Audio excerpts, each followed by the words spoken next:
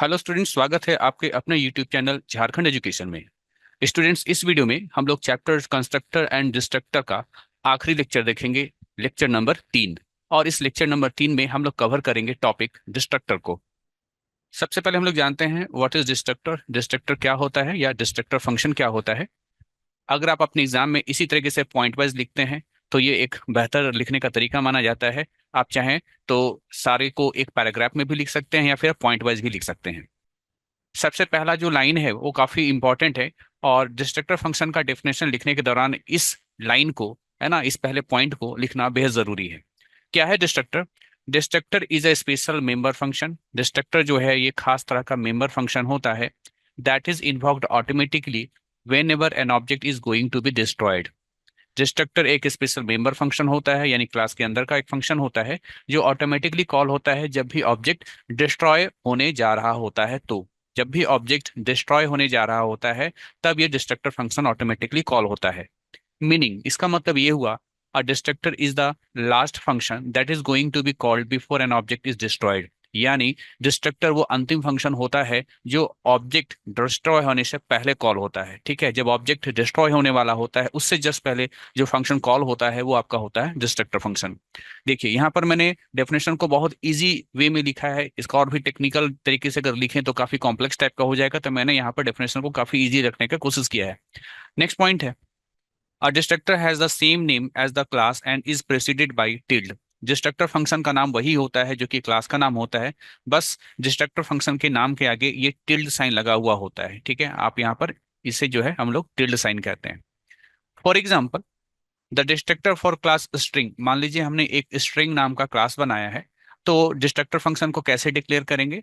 पहले tilde sign देंगे, फिर हम लोग क्लास का नाम लिखेंगे और फिर पैरेंथेसिस देंगे। ठीक है, तो इस प्रकार से ये जो है हमारा डिस्ट्रक्टर फंक्शन कहलाएगा।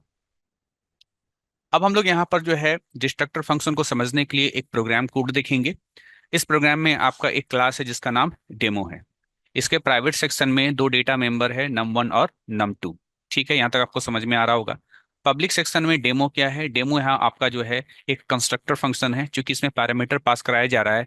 तो ये किस प्रकार का कंस्ट्रक्टर फंक्शन है? ये जो है आपका पैरामेटराइज्ड पैरामेटराइज्ड कंस्ट्रक्टर फंक्शन है, जो कि आप लोगों ने इसके बारे में पढ़ा था लेक्चर नंबर 2 में। ठीक है, तो ये आपका पैरामीटराइज्ड कंस्ट्रक्टर है। ये n1 आर्गुमेंट, n2 आर्गुमेंट।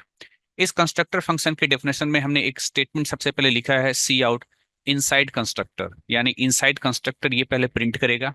उसके बाद जो आपका n1 जो आपका आर्गुमेंट है उससे num1 इनिशलाइज होगा, और जो n2 जो आपका आर्गुमेंट है उससे आपका num2 इनिशलाइज होगा।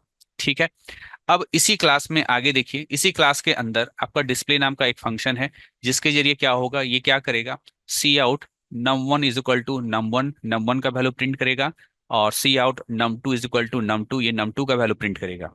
इसके बाद यहाँ पर गौर करेंगे, यहाँ पर डेमो क्या है, ये आपका डिस्ट्रक्टर फंक्शन है। कैसे पहचाने?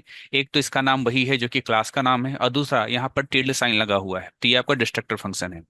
ऐसे तो डिस्ट्रक्टर फंक्शन का काम होता है ऑब्जेक्ट को डिस्ट्रॉय करना, तो ये ऑब्जेक्ट को डिस्ट्रॉय तो करेगा ही करेगा, लेकिन हम लोग यहाँ पर जो है एक स्टेटमेंट भी इसके अंदर दे रहे हैं, है ना। इस डिस्ट्रक्टर फंक्शन के डेफिनेशन के अंदर हम लोग यहाँ पर एक स्टेटमेंट भी दे रहे हैं, वो है आपका इनसाइड डिस्ट्रक्टर। यानी जब भी ये डिस्ट्रक्टर फंक्शन कॉल होगा तो ये मैसेज प्रिंट करेगा।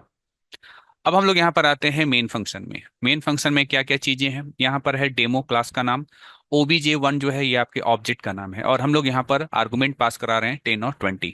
इस तरीके से ऑब्जेक्ट हम तभी बनाते हैं जब आपके प्रोग्राम के अंदर पैरामीटराइज कंस्ट्रक्टर होता है। जब पैरामीटराइज कंस्ट्रक्टर होता है तो ऑब्जेक्ट का नाम के साथ साथ हम लोग जो है आर्गुमेंट भी पास कराते हैं।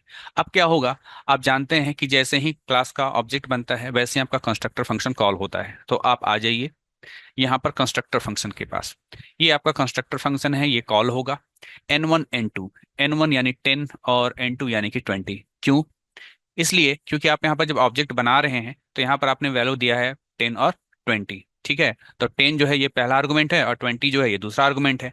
तो पहला आर्गुमेंट आपका जो है 10 हो जाएगा, और दूसरा आर्गुमेंट जो है आपका 20 हो जाएगा।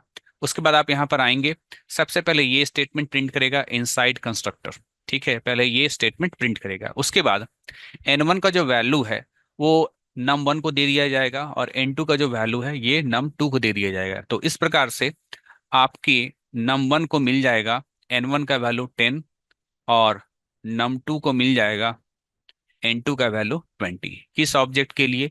तो obj1 ऑब्जेक्ट के लिए। ठीक है, तो देखिए क्या होता है आपके आउटपुट में, सबसे पहले यहाँ पर प्रिंट किया कंस्ट्रक्टर के कॉल होने से इनसाइड कंस्ट्रक्टर, और साथ ही साथ num1 और num2 तो इनिशियलाइज हो ही गया होगा। इसके बाद यहाँ लिखा हुआ है obj1 डॉट डिस्प्ले। इसके बारे में समझ लीजिए। डिस्प्ले आपका एक मेंबर फंक्शन है, पब्लिक मेंबर फंक्शन है। पब्लिक मेंबर फंक्शन को कैसे कॉल करते हैं? पब्लिक मेंबर फंक्शन को ऑब्जेक्ट के साथ डॉट ऑपरेटर लगा के कॉल किया जाता है, जो कि यहाँ पर किया जा रहा है। ऑब्जेक्ट के साथ डॉट ऑपरेटर लगा करके हम लोग डिस्प्ले नाम का फंक्शन को कॉल करा रहे हैं। डिस्प्ले नाम का फंक्शन कॉल होगा तो ये काम होगा। क्या काम होगा? सी आउट, डबल कोट के अंदर लिखा हुआ है num1 इक्वल टू, तो num1 इक्वल टू प्रिंट किया। उसके बाद यहाँ पर बिना कोई कोट के है, तो कहने का मतलब ये वेरिएबल है, तो num1 जो है आपका डेटा मेंबर जो वेरिएबल है इसमें तो 10 आया था, तो ये 10 प्रिंट करेगा।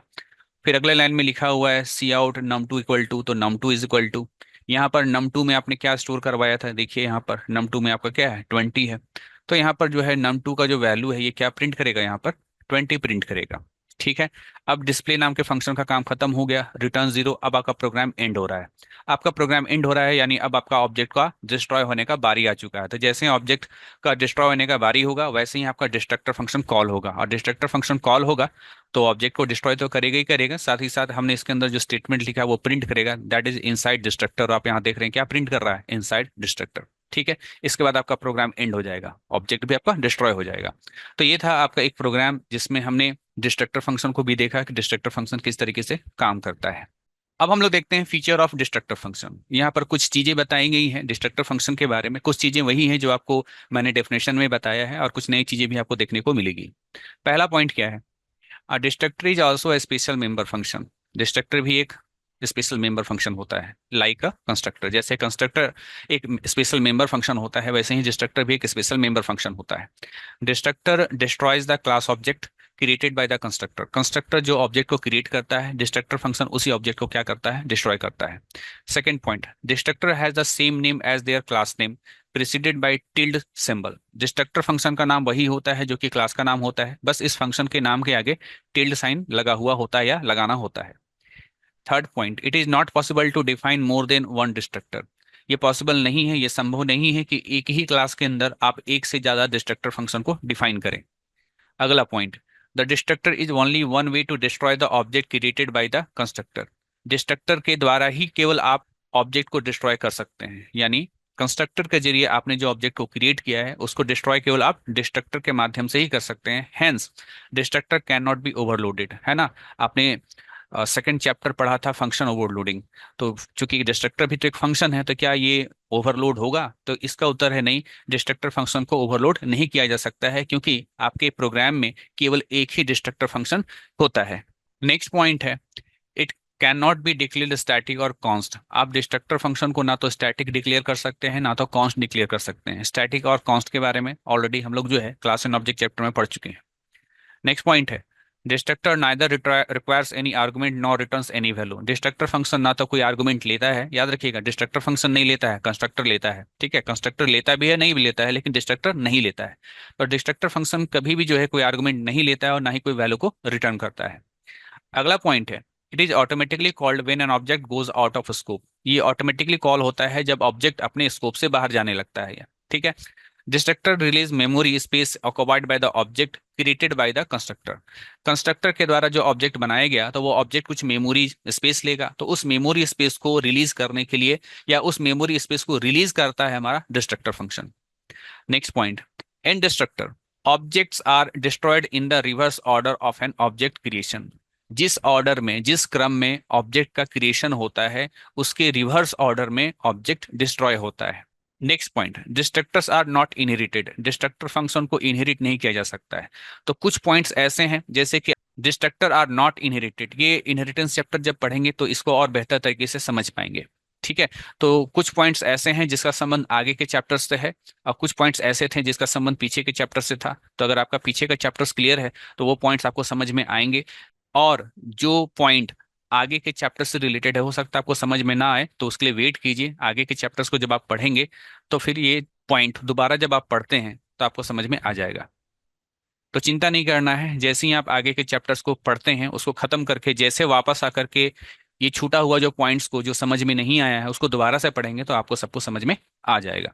तो ये था आपका कंस्ट्रक्टर और डिस्ट्रक्टर चैप्टर का लेक्चर नंबर 3, और यहीं पर आपका ये चैप्टर भी खत्म होता है।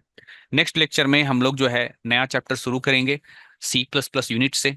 वो होगा आपका इनहेरिटेंस। काफी इंपॉर्टेंट आपका चैप्टर है, बहुत ध्यान से चीजों को आपको वहां पर समझना और देखना है। मिलते हैं नेक्स्ट वीडियो में, तब तक के लिए थैंक यू।